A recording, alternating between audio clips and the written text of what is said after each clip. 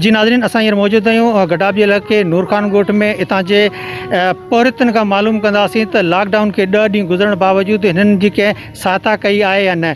नाज़रीन, तव्हांखे इहो बि ॿुधाईंदा हलूं त हीउ UC 81 गुजरो जो इलाइक़ो आहे ऐं PS 99 ऐं क़ौमी जो 242 जो हल्को आहे। हितां जी आवाम कीअं ज़िंदगी बसर करे रही आहे, अचो त पुछूं त इन जो छा चवणु आहे। जी इहो ॿुधायो त तव्हांखे का बि इमदाद माली मदद या कंहिंजे तरफ़ां थी आहे या न? न, जीअं लॉकडाउन थी आहे असांखे का बि को न इमदाद थी आहे, न का असांखे चयो आहे कंहिंखे तव्हांखे राशन पाणी ॾींदा। का बि असां वटि राशन पाणी आहे न कुझु आहे। असां वेठा आहियूं, बिल्कुलु बच्चा असांजा ग़रीब आहियूं, उसको असां वटि का बि शइ न आहे अहिड़ी। असां बच्चा बुखे वेठा आहिनि, न को असां हीअ ॾिसो त केतिरो माहौल आहे असांजो, असां वटि का बि न आहे कुझु बि। असां वटि को कंहिं राशन ॾिनो न को कंहिं पुछा कई साईं तव्हां वटि कुझु आहे या न आहे। असांखे का बि कंहिं कुझु बि कोन ॾिनो आहे असांखे। न अञा ताईं कंहिं बि न कई। असांखे केरु पुछण बि अञा ताईं न आयो। तव्हां खां सवाइ ॿियो केरु न पुछणु आयो। सही, अॼु ॾींहं ताईं 10 ॾींहं आहे लॉकडाउन चवंदा छा, इनखे 10 ॾींहं आहे को बि असां वटि राशन पाणी कंहिं हिकिड़ो किलो बि अटो जो कोन ॾिनो आहे। सही, हिन वॾी परेशानी आहे। बच्चा बुख पिया मरनि, वॾा परेशान। कई बच्चा वीचारा रोड ते निकिरी पिया आहिनि बुख खां, वॾा परेशान। कंहिं बि असांखां कंहिं कौंसलर जा नाज़िम जा कंहिं बि चवंदा आहिनि, उन कंहिं बि असांखां पुछा न कई आहे तव्हां कहिड़े हाल में आहियो। असां वॾे परेशान आहियूं, असां वटि कुझु बि कोन्हे। मानी लाइ हज़रत आहियूं, बच्चा असांजा बुखिया आहिनि। धंधे कारोबार खां सभु जेको वीचारा छोकिरा बच्चा फैक्ट्री में कमाईंदा सभु घर वेठा आहिनि। छा कयूं, किथां गुज़ारा कयूं? महिरबानी पुजे त असांजी भी का मदद कयो। ये है कि क्या होगा क्या नहीं होगा, ये गरीब बंदे हैं, समझा करी। माल तो आया हुआ है, राशन सब कुछ आया हुआ है, किसी गंदे गरीब को जो नहीं दिया हुआ है। मेरी बिलाल से और इमरान खान से ये अपील है कि किसी को भी हाथ में नहीं दे। अगर हाथ में दिया जाता है तो अपना घर भरता है, गरीबों को किसको भी नहीं मिलता है। आप वज़ीर आज़म इमरान खान से ये अपील है, मेहरबानी करके खुदा के लिए किसी को जो ना किसी मगरमच्छ को नहीं दो, ताकि किसी गरीब को नहीं मिले। अभी तक किसी गरीब को नहीं मिला है। आटा तो छोड़ो, चीनी के लिए तरस रहे हैं। बराए मेहरबानी गवर्नमेंट से ये अपील है कि भाई किसी आदमी को नहीं दिए, हाँ दिया जाता है तो किसी गरीब को दो, घर घर जाके दो। तो ये मेहरबानी करके जो ने ये काम किया। हमें 10 दिन हो गए फ़ोटो कापियाँ दी को। हमारे मोहल्ले में बोलते फ़ोटो कापियाँ दे दो, वो भी दुकानों वालों ने भी 40-40 रुपए की एक फ़ोटो कापी कराई। घर में बच्चे को 10 रुपए देने जोगे नहीं, फिर भी मजबूरी तौर पेट काट के फ़ोटो कापियाँ करवाएं। भी घरों में खाना पहुँचाएँगे, खाना क्या हमारे घर में कावा भी नहीं कि हम बच्चों को पिला लें, खुद पी लें। भूख से मर रहे हैं। हमें वायरस तो ये खुद बना रहे हैं। जब आवाम लड़ के बाहर निकल रही है तो वायरस तो खुद फैलेगा। घरों में कोई खाने की चीज़ हो तो घर में इंसान बैठे, गरीब बंदे जिसका किराए का घर है, 10 बच्चे हैं, वो किधर जाएगा? कौन देगा उसको? वो तो जा किसी को मारेगा या मरेगा। भी हमें तो दो। अच्छा, अभी किसी मुंतखब नुमाइंदे ने आपसे रब्ता किया है? अरे नहीं, अभी हमें कुछ ही नहीं मिला। फोटो कापियाँ हमने दी हैं। आप आए हो हमारे साथ, आपने भाई साहब बात करी हमारे साथ, किसी ने हमारा कोई दुख दर्द बढ़ा ही नहीं रहा कि कोई मर गए हो, जी गए हो, क्या है तुम्हारा हाल, तुम्हारे बच्चे कैसे हैं, तुम बीमार हो, हमारी हुकूमत कैसी है, हमारे पाकिस्तानी, हम सब एक है। हम एक तरीके का पाकिस्तान को खाना मिले, पागल थोड़ी है कोई घरों से बाहर निकलेगा अपने बच्चों को लेके। कोई मुसीबत के मारे बाहर निकलता है ना, ऐसे किसी का दिल करता है। भी पता तो है, हमें भी पता है कि ये जानलेवा बीमारी है। तो जब बच्चों के लिए भूख के लिए कुछ नहीं तो मजबूरी तौर बाहर निकलेगा ना, कैसे घर में बैठेगा? जिसके आपके भाई साहब बच्चे रो रहे, मैं देखती हूँ, पहले जितना भी वायरस है, आप घर में बैठोगे? आप बाहर जाओगे ना, भले कोई बादशाह मारना भी पड़े तो मारोगे, तो अपने बच्चों को तो खिलाओगे ना। हमारे से 20-20 रुपए की, 30-30 रुपए की फ़ोटो कापियाँ लेके, ये कौन? ये हमारी पाकिस्तान की हुकूमत है। घरों में खाना देंगे, ये घरों में खाना आ गया है जो किसी को पूछता है कोई नहीं, या कोई मरे या कोई जिए। ऐसी हुकूमत का क्या फ़ायदा है? और हड़तालें ही खोल दें, हम भले रोडों पे झाड़ू लगा के अपना करके खाएं, हमारे बच्चों को तो पेट भरे, धक्के तो ना हम खाएं। सफ़ा मिसकिन आहियूं, असां वेठा आहियूं, घर न को केरु असांखे ॾिनो आहे, कंहिं राशन न को त को असांखे मिलियो आहे, का शइ न मिली। असां ग़रीब आहियूं, किराएदार आहियूं, किराए वारा बि तंग कनि था त असांखे किरायो ॾियो। असां किथां किरायो ॾियूं? हाँ, असां नंढड़ा ही नंढड़ा असांजा बचिड़ा आहिनि, असां किथां खारायूं बच्चनि खे?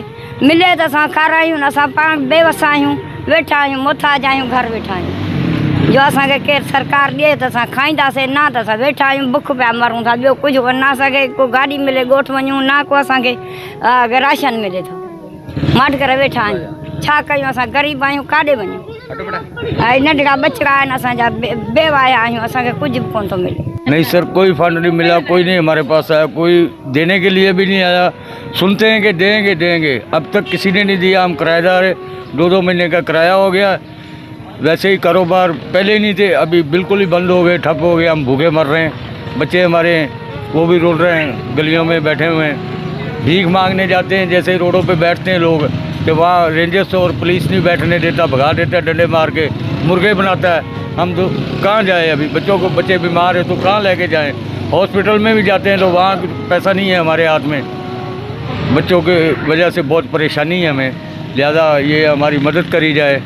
अपील कर। बल्दिया वाले किसी नुमाइंदे ने आपसे रब्ता किया या किसी ने सर, कोई किसी गोठ का नुमाइंदा भी कोई नहीं आया। आप ही आए हो या ये साईं आया हमारा, इसने हमारे को बोला है कि ये वीडियो वाले आए, इनसे बात करो। नहीं तो और कोई बंदा नहीं हमारे पास, कोई पड़ोसी तक नहीं किसी ने पूछा। अपनी अपनी सबको पड़ी हुई, सब गरीब अवाम है यहाँ की, किसी के पास इतना वसाइल नहीं है कि किसी को एक दूसरे को मदद करे। अब क्या काम करते थे? मैं जी एक ड्राइवर रिक्शा था, मेरे को बंद करा 3 दिन के लिए गड़ाप टाउन में, और रिक्शे को 3 दिन बाद रिक्शा छुड़ा के लेके आए, भूखे बैठे हुए, और जब का घर पे खड़ा हुआ है रिक्शा भी जी चलाने नहीं दे रहे, काम नहीं है।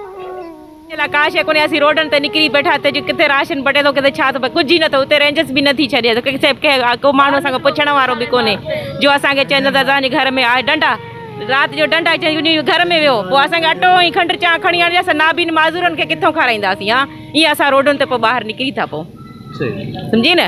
असां बेवसूं, असां वटि का अहिड़ी टीम कान आई आहे, न को असां वटि कोई इदारे वारो माण्हू आयो आहे केरु पुछण वारो। असीं कावा चांहि, अॼु त कावा चांहि पाणी घर में न आहे गुड, जो असां पंहिंजे ॿारनि खे खारायूं। मां आख़िर खां माज़ूर आहे, नंढे ॿार खे सुबुह कुटे कुटे चुप कराए वेठा, चुप कर। इमरान ख़ान बंदि कराए छॾिया हुकूमत, असांजी सॼी हीअ शयूं सभु बंदि थी लॻी पियूं, किथां आणींदासीं? पिनंदासीं किथां आणी? जेको कारोबार सॼो बंदि थी वियो। हाणे इमरान ख़ान खे चयो या ॿिए जेके मुताहिदा वारा आहिनि उन्हनि खे चयो त असांखे ॾियनि त घर वेठे ॾियनि त असीं वेही रहंदासीं, ॿाहिरि न निकिरंदासीं रोडुनि ते। बसि एतिरी मुंहिंजी गुज़ारिश है। जी क्या काम करते हो आप? जी मैं गारमेंट फैक्ट्री में काम करता हूँ और डेली बेसिस पे काम करते हैं। जब ज़ाहिर है मतलब काम पे नहीं जाएंगे, डेली बेसिस का वो मतलब प्रोग्राम है वो ख़त्म हो जाएगा। और ये समझ लो कि दिहाड़ीदार तबका है, इधर सब जो है दिहाड़ीदार तबका है, मज़दूर पार्टी है। वो यही है कि हैंड टू माउथ वाले बंदे हैं सारे, वो जो कमाते हैं वही शाम को खाते हैं। तो इस पोजीशन में क्या होगा, क्या बनेगा, ये हमें बताया जाए, या मतलब बताया तो है लेकिन अभी तक कोई ख़ास कार्रवाई नहीं हुई है। तो मेहरबानी करके आप हमारा पैगाम अगर वफाकी गवर्नमेंट तक या सिंध गवर्नमेंट तक हैं इदारे तक पहुंचा दे तो हमारी तरफ से आपका भी बहुत बहुत शुक्रिया। और ये है कि ताकि हर बंदा आसानी से इस कोरोना वायरस का मुकाबला करे।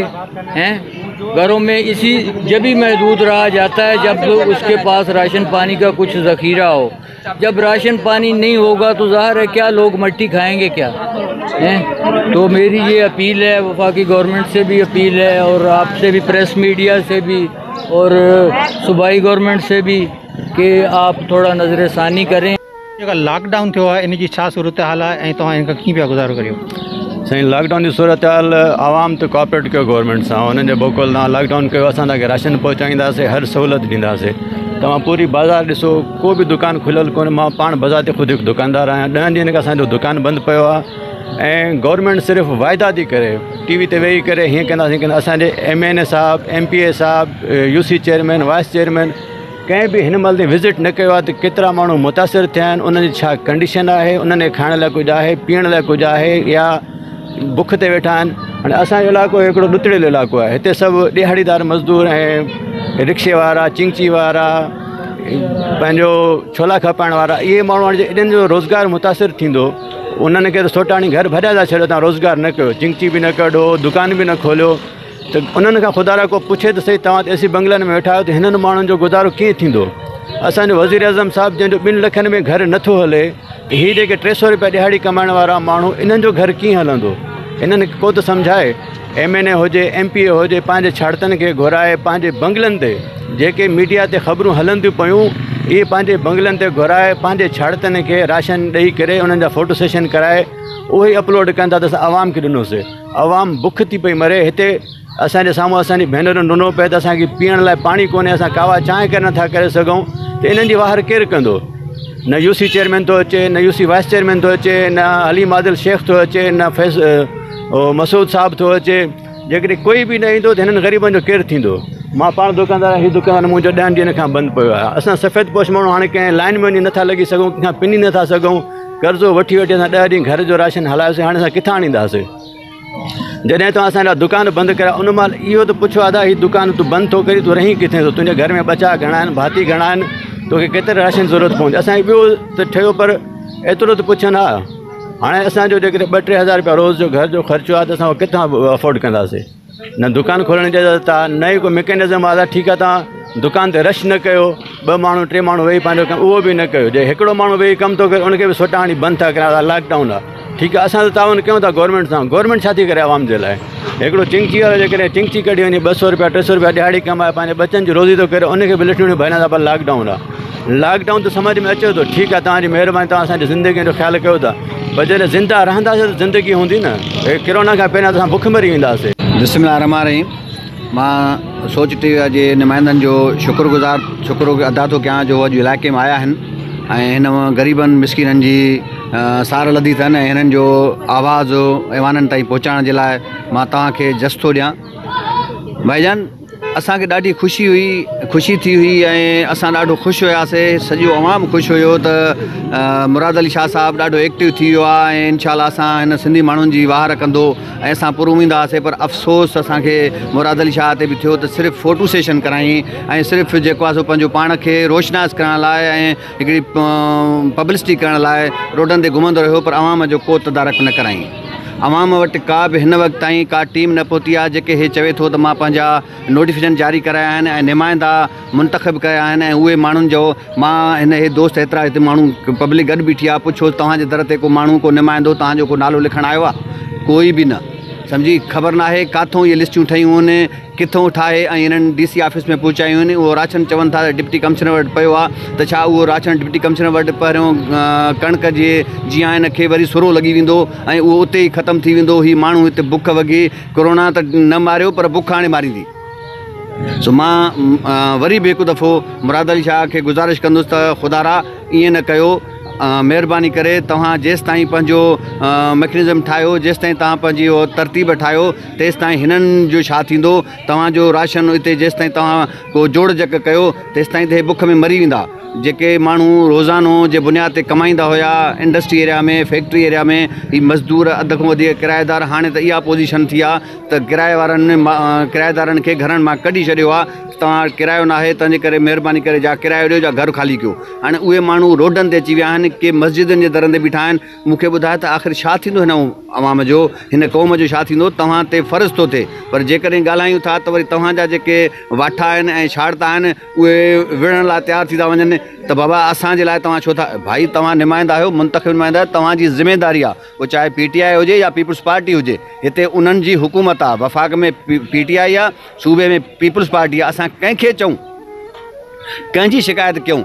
तव्हां ख़ुदारा जेकॾहिं ॻाल्हायूं था त विढ़ो था, तव्हांजा नुमाइंदा विढ़ण लाइ तयारु थी था वञनि। त भाई जेकॾहिं असांजे कंहिं लीडर जे ख़िलाफ़ु ॻाल्हायो त असां तव्हांखे यार हीउ को तरीक़ो आहे? तव्हां ॾिठो त DC ऑफिस जे साम्हूं कल्ह जेको आहे टियों माण्हुनि जा मथा फाड़िया विया आहिनि इन राशन जे करे। आख़िरकार ख़ुदारा मां तव्हांखे इहा अर्ज़ु थो कयां त 2 ॾींहंनि जे अंदरि जेकॾहिं हिननि जी का वार लधव त ठीकु आहे, न त हीउ माण्हू इन लॉकडाउन खे बि टोड़ींदा ऐं हीअ दुकान बि खुलंदा, हीअ माण्हू रोडनि ते बि ईंदा ऐं हीअ तव्हांजे घरनि जो, तव्हांजे दफ़्तरनि जो घेराव कंदा ऐं पोइ तव्हां पंहिंजो पाण खे बि महफ़ूज़ न सम्झंदव। तंहिंजे करे महिरबानी करे मुंतख़िब नुमाइंदा ऐं प्लस हुकूमत खे मां उन्हनि खे चिता थो ॾियां त ख़ुदारा महिरबानी करे हिननि मुंहिंजो ग़रीबनि जे दादरसी कयो, हिननि खे राशन ॾियो।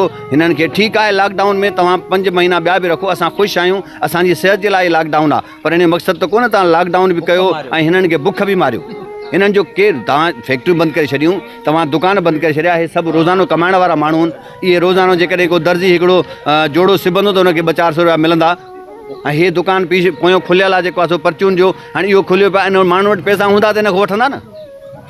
हर माण्हू परेशान आहे, सभु माण्हू। तव्हां हिननि खां पुछो त सही, त भाई तव्हांखे छा मिलियो आहे? यकीन कयो कि अहिड़ा माण्हू बि आहिनि जेके वीचारा मजबूर आहिनि, जिन राति खां वठी मानी न खाधी आहे, उहे हिन वटि दाऊं था कनि ख़ुदा ख़ुदा जे गज़ब खां ॾियो। ईअं न थिए त इन्हनि जो गज़ब तव्हांजे मथां किरे ऐं न तव्हांजो तख़्त रहे न तव्हांजो ताज रहे। महिरबानी। जी नाज़रीन, तो हितां जे इलाइक़े वासियुनि जूं ॻाल्हियूं ॿुधियूं। हिननि जो चवणु आहे त 10 ॾींहं गुज़रण बावजूदि असांजो बदहाली बुख ते गुज़ारो आहे, फाका कशी जी ज़िंदगी गुज़ारे रहिया आहियूं ऐं गवर्नमेंट जे नुमाइंदनि तरफ़ां को बि असांजी माली मदद बि न कई वई आहे। माली मदद त परे जी ॻाल्हि आहे, पर असां वटि अञा ताईं को बि पुछणु न आयो आहे। सालम डायरी सां गॾु जयराम पड़ियार, सोच टीवी, गडाब, कराची। सब्सक्राइब कयो अवांजे पंहिंजे चैनल सोच टीवी खे ऐं बेल आइकन खे दबाइण कॾहिं बि न विसारींदा।